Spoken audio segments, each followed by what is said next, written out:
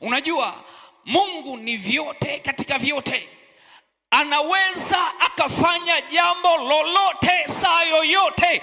Yeye sio mwanadamu, hapangiwi na yeyote. Yeye anaweza kumsaidia yeyote ambaye anamtaka. Ndio maana haijalishi umetoka mkoa upi, ndio maana haijalishi umezaliwa mkoa upi, haijalishi umezaliwa kwenye familia ipi, haijalishi umedharauliwa kiasi gani, wewe ndani ya moyo wako, mimi na moyo wako kwa Bwana, uone Mungu anavyoweza kusaidia.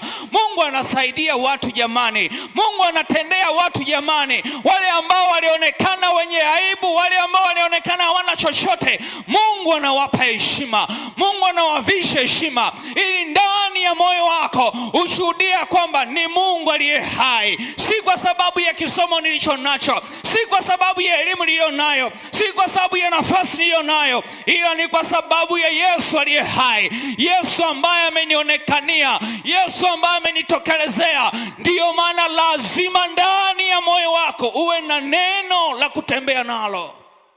Usimuone mwanadamu yeyote, usione mazingira yoyote, umuone Mungu peke yake.